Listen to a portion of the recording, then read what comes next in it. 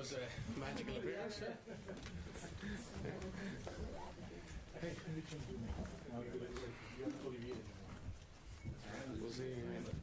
Here's Olivier. Your mics are on. You just made it. Chris, you ready when you're... Are we ready? Yes.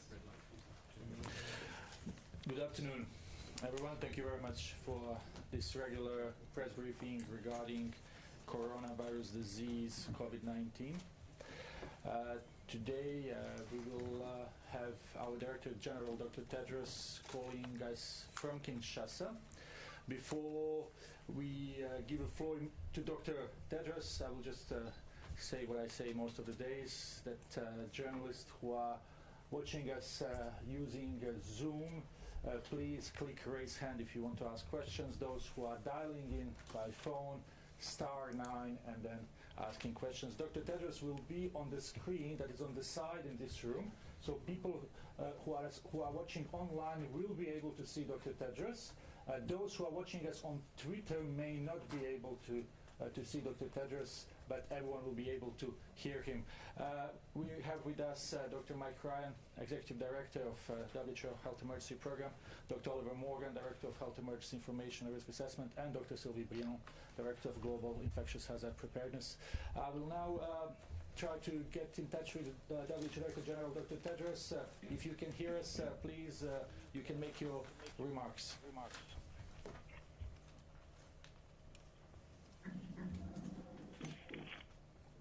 Yeah, thank you, Tariq. Good afternoon, everyone.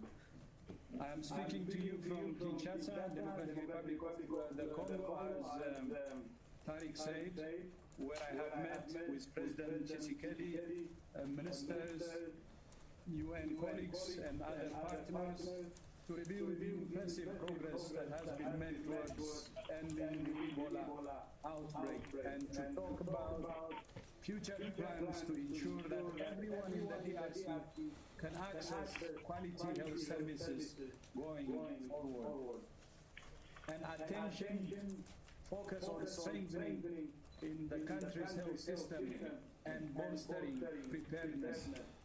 Whether it's Ebola or COVID-19, investing in preparedness is the smartest way to ensure disease outbreaks are identified and stopped quickly. I'm glad to say that countries around the world are in a better state of preparedness for COVID-19 than they were just a week ago. And WHO's efforts to help countries boost their lab capacity continue. Now, the latest numbers on the COVID-19 outbreak. As you know, China has changed the way it reports data from Hubei province. There are now a total of 47,500 laboratory-confirmed cases in China and 16,437 cases that have been clinically confirmed in Hubei province, making it more than 63,000 in total. While it's not uncommon in outbreaks for case definitions to change over time as more information becomes available, we're seeking further clarity on how clinical diagnosis is being made to ensure other respiratory illnesses, including influenza, are not getting mixed into the COVID-19 data. In total, there have been 1,381 deaths in China, including 100 reported today. Outside China, there have been 505 cases in 24 countries and 2 deaths. China has also released data on infections among health workers, which stands at 1,760 reported cases and 6 deaths. This is a critical piece of information because health workers are the glue that holds the health system and outbreak response together. But we need to know more about this figure, including the time period and circumstances in which the health workers became sick. WHO guidelines have been developed for health workers taking care of hospitalized adults and pediatric patients with acute infections. These guidelines have been made available to all countries. As I said the other day, we have been in regular contact with suppliers, asking them to prioritize production and distribution of personal protective equipment to health workers on the front lines. We are also in touch with member states on this important issue. I'm glad to say that the WHO-led joint mission with China on COVID-19 is moving forward. We expect the full team to touch down over the weekend. The mission consists of 12 international and WHO experts and a similar number of national expert counterparts from China. The China mission will include in-depth workshops, a data review with the principal ministries, a series of meetings with key national level institutions, and field visits in 3 provinces to understand the application and impact of response activities at provincial and country levels, including urban and rural settings. The goal of the joint mission is to rapidly inform the next steps in the COVID-19 response and preparedness activities in China and globally. Particular attention will be paid to understanding the transmission of the virus, the severity of disease, and the impact of ongoing response measures. Furthermore, it will be important to review which type of information is needed so that the world can use this window of opportunity to prepare health systems and workers for possible outbreaks. Clearly, this is an evolving picture. Health workers and responders in China are working with virtually no sleep in difficult conditions.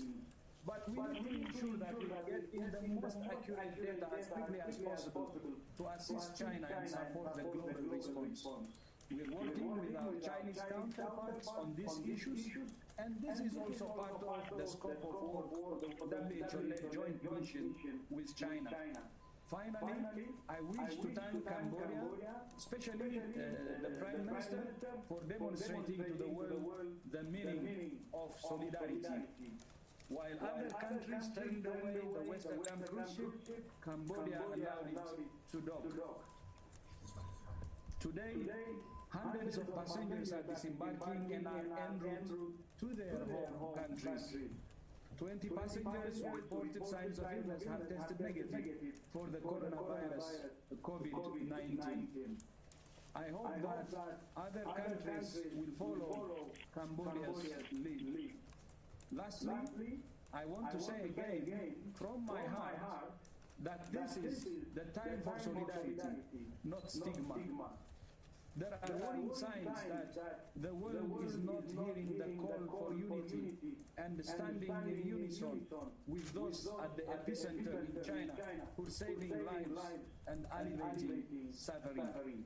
I again repeat, this is time for solidarity, not stigma. This is time for solidarity, not stigma. I thank you. Thank you very much, Dr. Tedros. Dr. Tedros is calling from Kinshasa, so therefore the sound was not the perfect, but we were able to hear everything and to get the messages from Director General. Those calling through phone, it's *9. Those who are on Zoom. Yes? If I may say, please. I will be taking my flight shortly, so I may not be with you until the end, but you're in able hands with my colleagues, so I hope you will allow me when I am ready to leave the room to catch my flight. Thank you. Of course. Dennis, thank you very much for being with us. *9 for those dialing in by phone and clicking raise hand on those on Zoom. We will start obviously here in the room as we do every day. Here we go. 1, 2, 3, and then we will go online. Yes, please.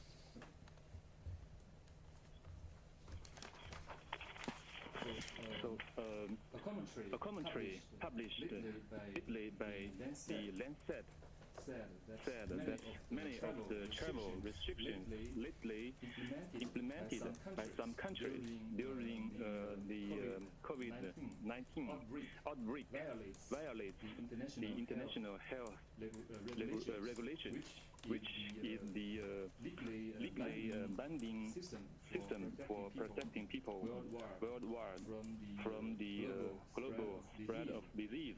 So Dr. Brian, what's your comments on that? Can those restrictions be considered as violation of international law? Thank you. DG Tedros is with us. So Dr. Tedros, if you feel it at any moment that you would like to answer, please just jump in. Dr. Ryan, maybe you want to take this one. Okay. Yes, WHO has been clear on its advice to our member states regarding travel and advice to travellers and travel and trade restrictions.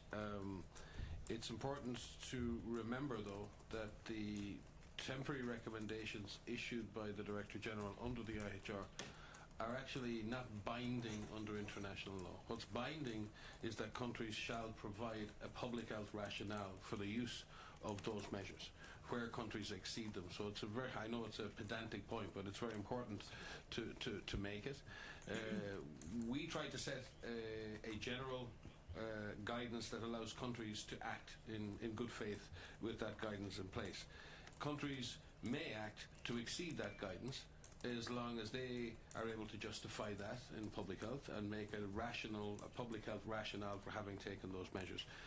In the end, sovereign countries are responsible for the health and welfare of their citizens, and as such they make risk assessments for their citizens and apply measures that they perceive that protect their citizens, and as such once they are within their own legal national framework, then the IHR is silent on that. The issue is whether or not they are in a position to share with us the justification for that, and that's what we've been doing, is following up with each and every country and asking them to provide us with the public health rationale. Why have you done this? What was the evidence for this? How long will these measures be put in place? Will these measures stop or prevent people travelling in a free manner? And that's our job, and that's what we've been doing. Well, Dr. Tedros, if he wants, he will add something. And if not, Christian, Gunilla, and then Jamie, and then we will go online. Can you please? Where's it? Little button. Okay, thank you. I have a very fast two-part question. Can you enlighten us on the 12 international members of the team that is going, and how long is the team going to stay in place? Is it going to Wuhan? And the second question is, was there any advice to Japan on the Olympic Games? Thank you. I forgot to mention that we would really appreciate to have one question per journalist. Maybe I can start with the second question, and the Director General may wish to input on the international team. We are constantly in touch with the organisers of major events. In fact, we have long-term collaborations and have had in the past with major mass gathering organisers. We work every single year with the authorities that organise major religious festivals like the Hajj. We've had teams working for almost every Olympics and World Cup in the last 2 decades in terms of risk management. So we are very much engaged with those institutions and with those events, and we will and obviously offer them any support and technical advice as to their own risk assessment and risk management regarding COVID-19. At this stage, there has been no specific discussion or no specific decision made regarding any of those mass events in the coming months. But we stand ready to offer both member states hosting events and organisations organising events to offer them the best mechanism and risk assessment approaches that we have. Thank you very much. Maybe Dr. Tedros would like to answer the question on international team.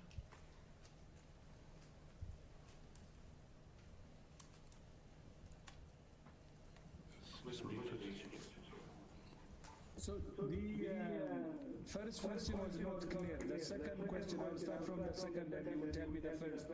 For how long they will stay depends on, the scope of work they will have there. So they will adjust based on the need for them to stay. But I'm not clear about the second question. I'm the first. Composition. Cristiano is asking if we can give more details on the composition of the team.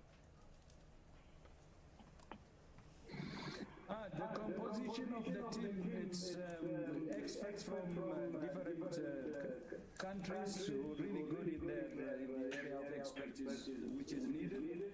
And for now, we prefer to keep it as such, but we will give you more information about the experts whenever it's necessary. Thank you very much. There's Gunilla and then Jamie, please, one question. Yes, hello, Gunilla von Rand, Swedish, Svenska Dagbladet. I have a question on the medical workers, 1,716. Do you consider this figure credible? Are you worried it's actually more? And how worried does it make you feel, especially now when you have more people coming to hospital as they have a large definition? And if I may add to that, the ones who get ill, infected, and then recover, do they have immunity for life? I'll start on this question, but I will hand over to Sylvie, who has maybe some important messages to health workers around the world on the implications of these data. The fact that there are over 1,700 cases amongst all of the cases of COVID is very sad news. But we've seen this before with MERS, we've seen this before in SARS, we've certainly seen it in hemorrhagic fevers.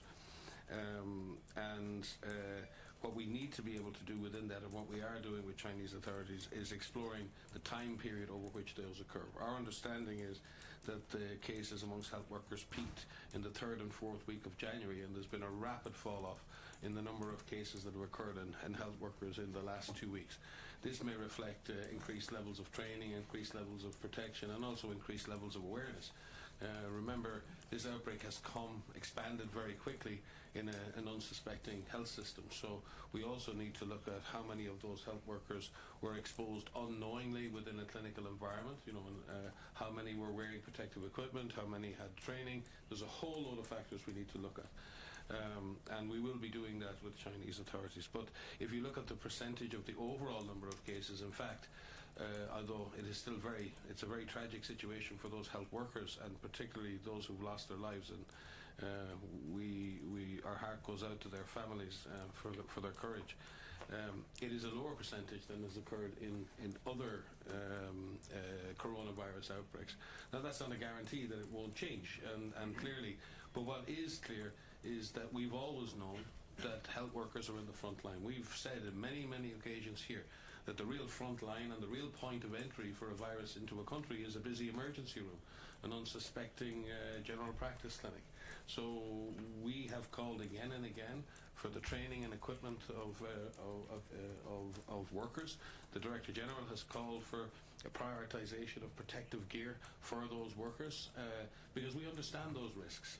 And again, we do believe that it is possible to manage patients with the coronaviruses very safely with the proper training and the proper protective equipment, and we need to send a reassuring message out there. And Sylvie has much experience with this, and she may be able to give more context for the messages we need to send to our health workers, because they are our front line, they're our heroes, and we need to be very careful in how we message around this issue of infection. Thank you, Mike. And indeed, so we had this data, and now we are really discussing with Chinese authorities to understand what has happened.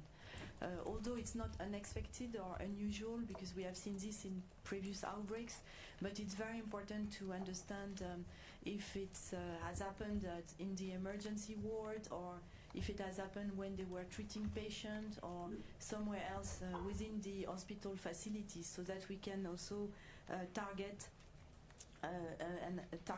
implementation of corrective measures.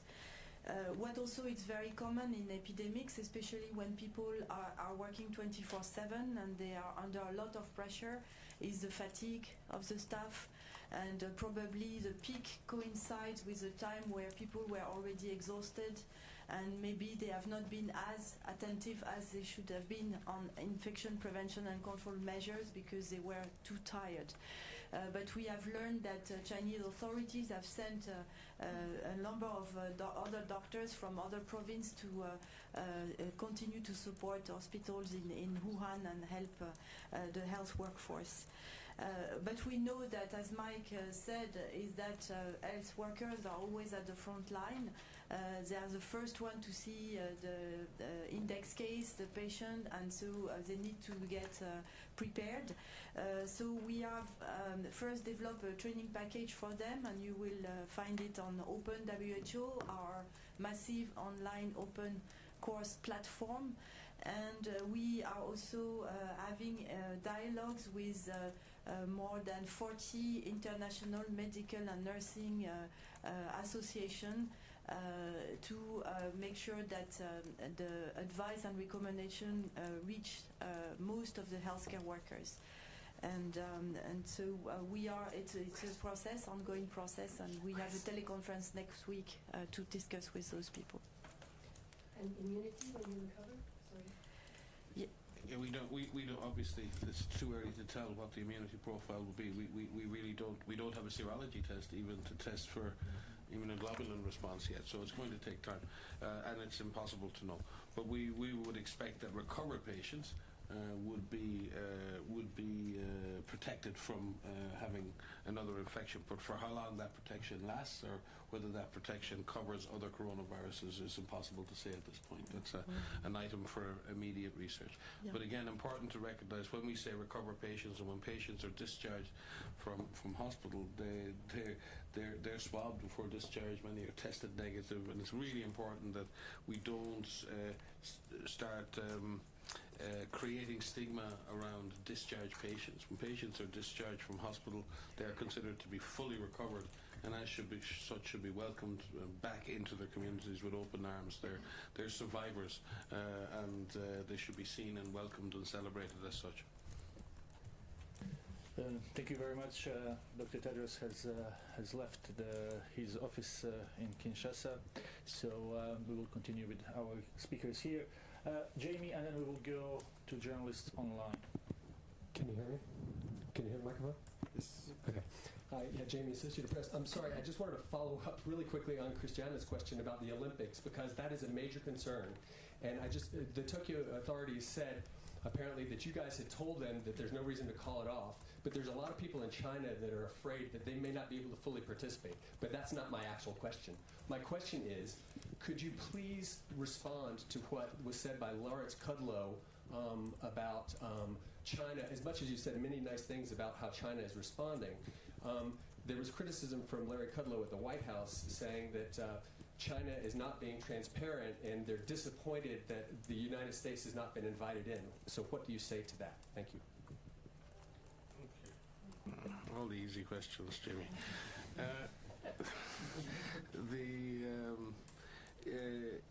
We have not offered advice to the IOC for the Olympics one way or the other, and neither would we. It is not the role of WHO to call off or not call off any event. It is the role of WHO to offer technical advice, to support a considered multi-layered risk assessment around the event, to offer advice on risk reduction and risk mitigation measures, to offer advice on risk response measures, and it is the decision of hosting countries and the organising agencies to make that decision. So let me be clear, and we are continuing to do that. Will continue to do so for each and every event that is of interest. We are a member state organisation. We are there to support our member states and support our partners at large internationally in that endeavour. So I don't know Mr. Kudlow, but the question is about access for response within China. Transparency. Yeah. Well, transparency about access with the team, Jamie, or transparency both. with... I mean, he's criticizing, he's disappointed that there's not transparency and that they haven't invited him.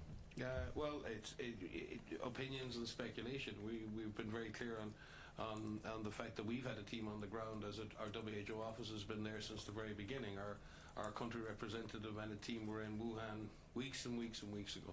So from our perspective, we have a government that's cooperating with us, that's inviting in international experts, that has shared sequences with the world, that continues to engage with the outside community, that has published again and again and again in credible international medical journals, that continues to make international presentations. So I'm finding it hard to square that with Mr. Kudlow's comments, but everyone is entitled to their opinion. And everyone is entitled to suggest evidence for further opinion, and if there is any clear indication of why there may be some determination of lack of transparency, we'll be very glad to have that discussion. With regard to the international team, I believe we will have US experts on that team, so we will have to wait and see. So let's see what the next few days and weeks bring. I think the other thing to reflect upon is that there's been a deep scientific collaboration between institutions in the United States and around the world with institutions in China over the last, increasingly over the last 20 years. It's really interesting to me that the major scientific coordination organization in China is called the China CDC. I wonder where they got that idea. So, I think people need to recognize that scientists collaborate regardless. They get on with it, and they've been collaborating, are collaborating, and will continue to collaborate. This is a very obviously a tense political environment because of the economic issues and because of everything else. Please, let our scientists get on. Let our public health professionals get on. Let them work together, and we find answers to this. And as the DG said, maybe we should try, all of us, to avoid politicizing this situation right now. Thank you very much. Let's try to get a few questions from journalists calling in. Do we have a New York Times online? Yes, hi. This is Ronnie Ribbon from the New York Times. I know you were... Can you hear me? Yes, please go ahead. Yes, please go ahead. Okay.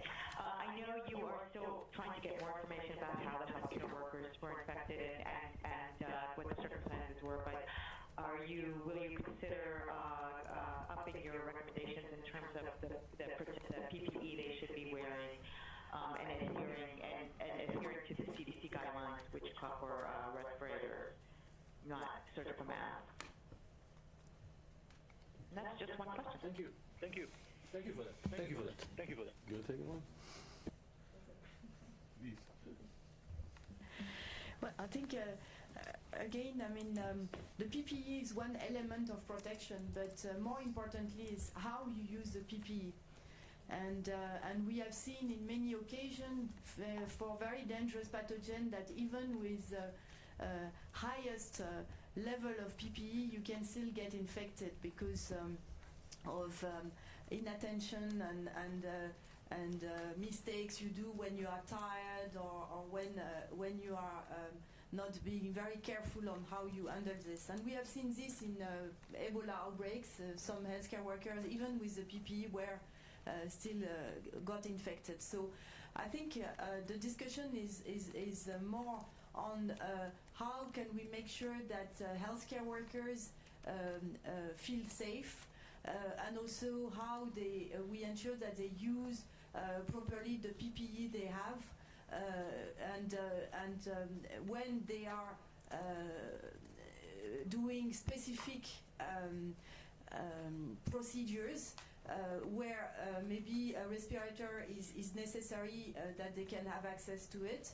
But when it's not necessary, and there are many times when you take care of patients where it's not necessary to have such equipment, then they just need to use what they have the best way possible. And sometimes we have seen as well that having a PPE that is very sophisticated can give a false sense of security, and then people forget even the most basic things such as wash your hands when you are finished. And I think that's why it's very important to not disentangle the equipment from the people, because these are protections, these are shields that needs to be used at the best and not rely only on the equipment. Yes, and just to follow that and to maybe use the analogy, the equipment and safety equipment is very important.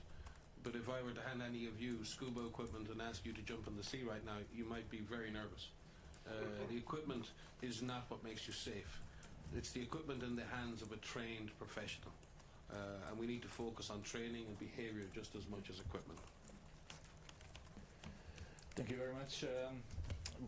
I know that we have Nina here in a room, but someone from AFP is online, so let's try to get that one. Hello? Hello? Hello? Hi, it's Dario Seaborn from AFP. Hi, Dario. Hi, Dario. Dr. Ryan, you told us about the things that China's got right in the response to this virus. I was just wondering, do you think there have been any mistakes at any level in China in the response? And do you think there are lessons we can draw about future public health emergencies? Thank you. Yeah, I think there will be lots of lessons. We're doing that right now in DR Congo. We just completed a peer-to-peer review of our performance there and the performance of other agencies. And the time for that is not now. But there isn't a single emergency that I've been involved with that we haven't learned something from, and China and the rest of the world will learn many lessons from this. Well, at least will learn and I hope implement the lessons of this. One of the tragedies of global response and public health response in general has been the fact that we don't tend to learn the lessons from response, or at least we don't tend to implement the lessons that we've learned. So no, but I won't go into, I mean, yeah, you lot have been telling us about all the things you think are wrong with the response, so maybe you should answer that question.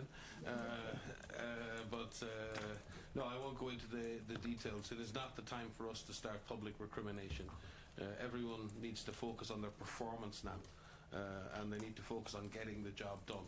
And the last thing you tell to someone that needs to get a job done is that you didn't do your job last week or the week before. That doesn't support performance. What supports performance is getting people to internalize how they can improve and get on and do it. So we will have that discussion and we will learn the lessons, and we are constantly in touch with our colleagues in China and the other countries. We will wait for any forensic investigation of this response until we have achieved further success in containing this virus, we hope. Hello, let's take, we have a question from Hong Kong.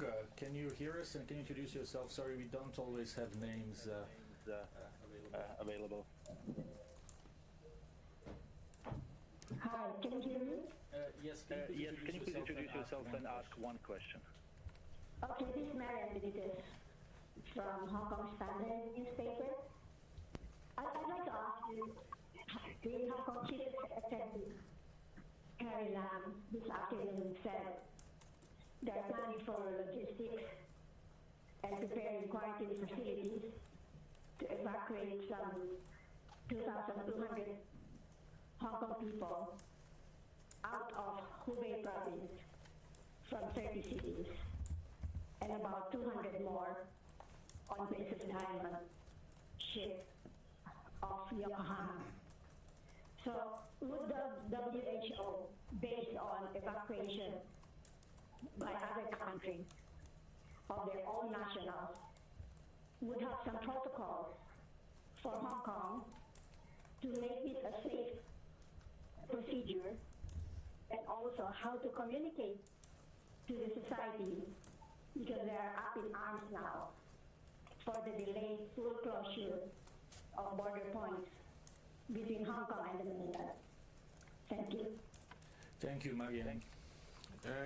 We weren't aware of, I'm certainly not aware of that move, but I'm sure that as we always do with China and China's special administrative regions, we will always be ready to provide public health assistance and advice for any public health intervention or measure that needs to be carried out. But we haven't received any requests to be part of or to offer advice, and it was very hard to hear the details, but I was hearing that you were referring to some evacuation of people from Hong Kong from Hubei. So we will, as I said, on request, be able to offer advice on how to do that in an appropriate manner. But in general, we need to be very careful when doing those kinds of processes, because we have to balance the public health benefit against the issues around quarantine, about placing people together, some of whom might be infected and others who may not be infected, and we have to be very, very careful in how we manage quarantine, both scientifically and from an ethical and a human rights perspective. So it's an important issue, and it's one that needs to be addressed, but it's also one that needs to be done sensitively, and decisions to make mass evacuation and mass quarantine need to be taken with the best possible public health evidence and with the highest standards of human rights at its centre. Thank you. We'll go back to the room. We'll take 3 more questions. Our speakers are leaving one by one, so yes, please. Doing your job today, Tony. Hello, I am Rindro from Nikkei Japanese Media. My question is about Diamond Princess. Today the disembarkation of the passengers and Diamond Princess has begun, although there are still many people on the board.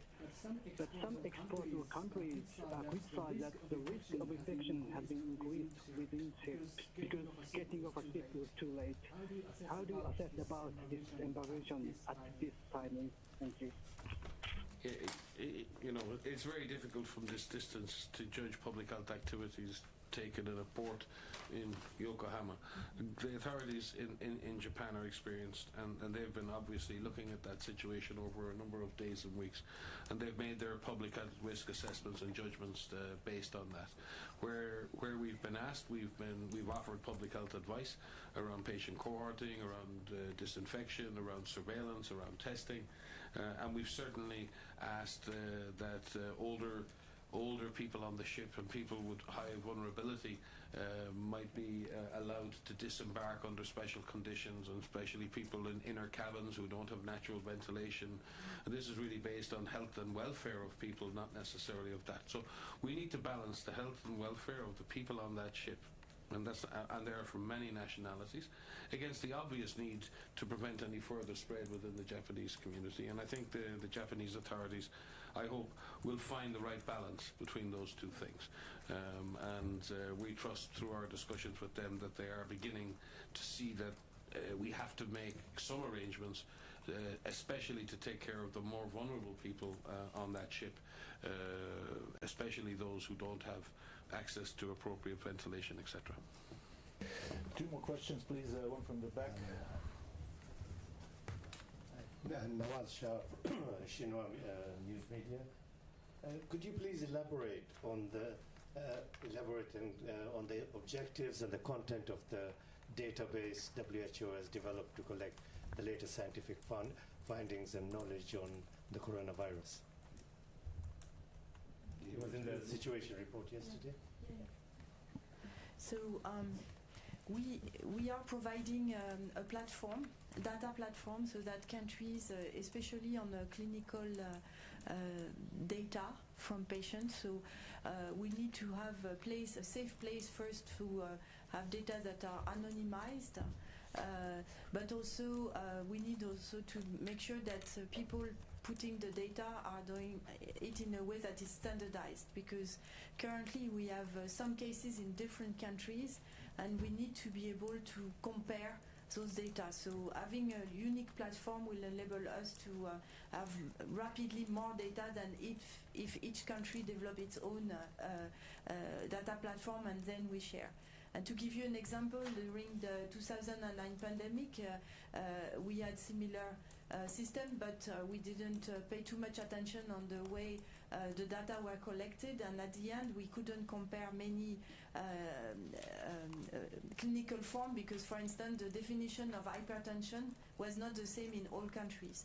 So this time we are trying to have really a standardized way to collect information so that we can rapidly compare and go to results. And we will take the last question, please. Okay. Here you go. Thomas Mueller from Bloomberg News. I was just wondering if you have seen any signals that smoking might play a role in determining the severity of the reaction to the disease, and could this be an explanation for why it seems to be affecting predominantly older people, and there's a bias towards men in China? I think if you look at any infectious lower respiratory pathogen tends to obviously affect people in their older age, and certainly those with chronic obstructive pulmonary disease are at very high risk of negative consequences of viral infection, and particularly secondary bacterial pneumonia and other things. So it goes without saying that smoking is a risk factor for severity of any lower respiratory tract infection, and we would expect it to be no different here. There is a marked difference between male and females in this outbreak in terms of severity, and there's certainly a marked difference in those habits in China, and it does demark along male and female lines, and it's an excellent hypothesis, but one that is unproven. But I'm sure through the studies and the observations and that are happening, there will be a lot of interest to look at that smoking as a risk factor, and I think it should be relatively straightforward to establish the science on that. Sylvie, what do you think? Yeah, I think so as well. I'm sure they have collected those information, but analysis has not been yet published on this factor, because most of the underlying conditions that are reported are also linked to a disease associated with smoking as well. So it's very hard to separate the two currently. So I hope that in the near future we'll have more information on that as well. Thank you very much. We will conclude with this. What are the numbers? Sorry, just real quick. What are the numbers for the marked difference between men and women? Can you give us a number? Off the top of my head, Jamie, really, no. But we can pull them out in terms of proportions. Yes. Well, we can do that later. Again, so. We would thank our speakers, and then we will have audio file and transcript for future media conferences. We will inform you in the morning. Just one thing for journalists who are online, we had a little issue with some people not receiving our media notifications. We are looking into changing the system. In the meantime, we have a place on our website where we will be posting media advisories, and we will send that link when we send audio files tonight. Thanks to everyone, and have a nice evening.